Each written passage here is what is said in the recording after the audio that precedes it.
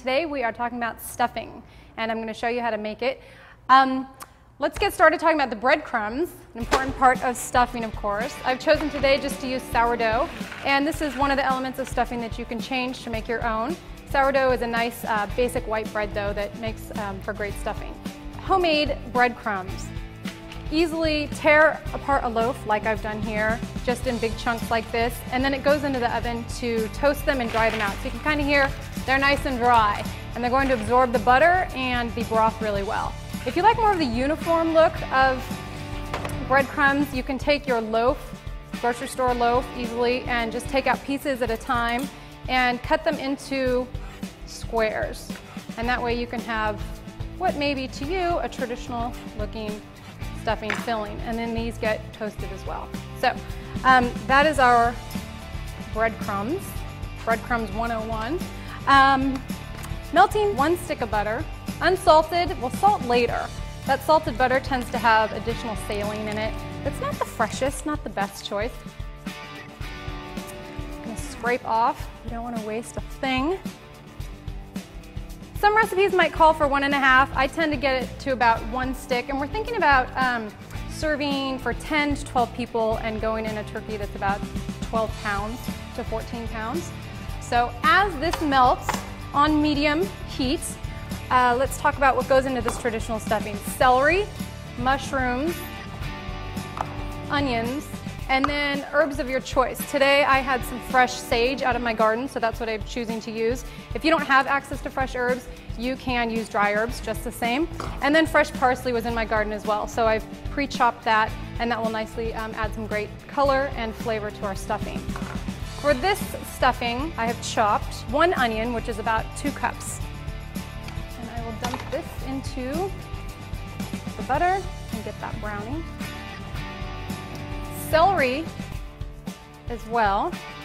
It's good to leave those leaves on your celery stalk because these add a nice flavor. And celery is great because it adds a earthy, nutty flavor to your stuffing.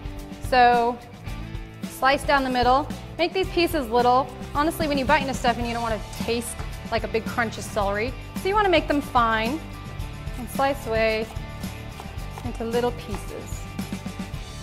So this is our celery here. And that is about 1 cup celery, or 4 stalks. This is really approximate. If you want to go with specific amounts, that's fine. If you don't like celery, cut back on the celery. If you really like celery, add celery. If you don't like yellow onions, use white onions. It's really all going to come out the same.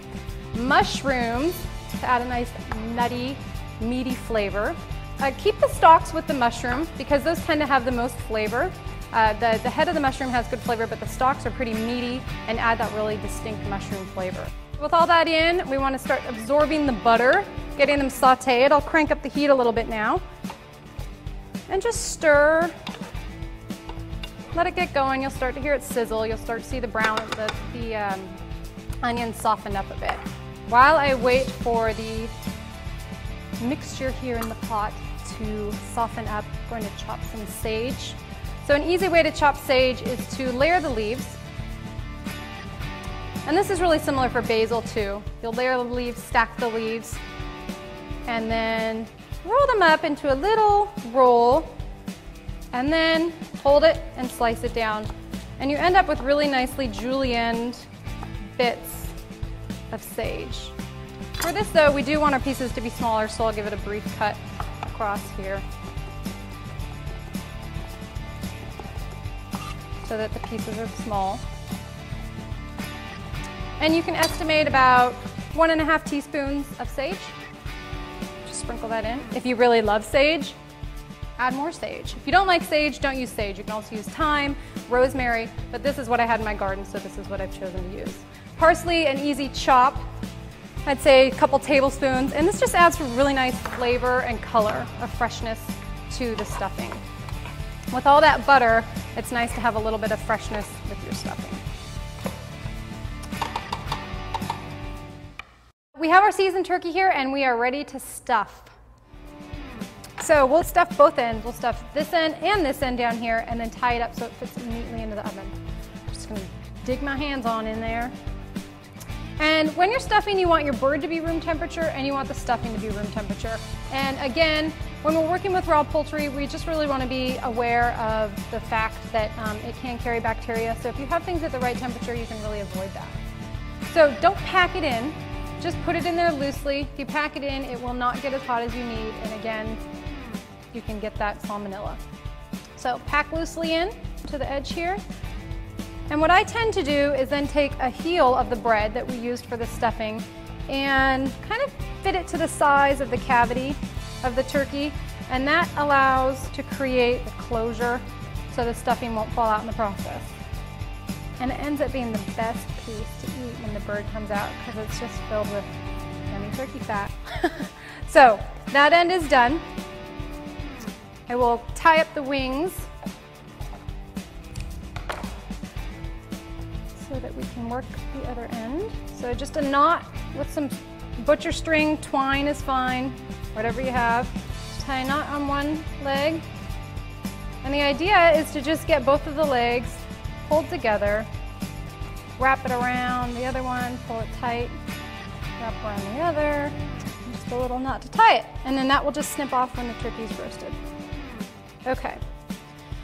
So flipping the bird around, we have another area up towards the neck where we can fill with stuffing. You generally can't get as much in here, but we can get probably a good handful that will be worth it in the end.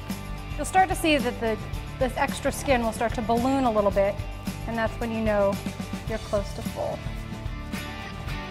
Okay. The extra skin at the end works well to be able to tuck it up in there. If you do have pins, you can pin it. If you don't have pins, just make sure it's good and tucked. Okay?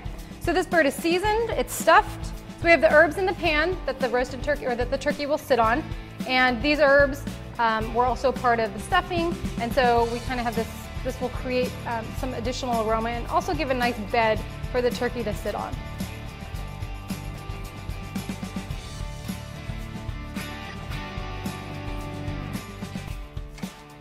And that turkey is ready to roast.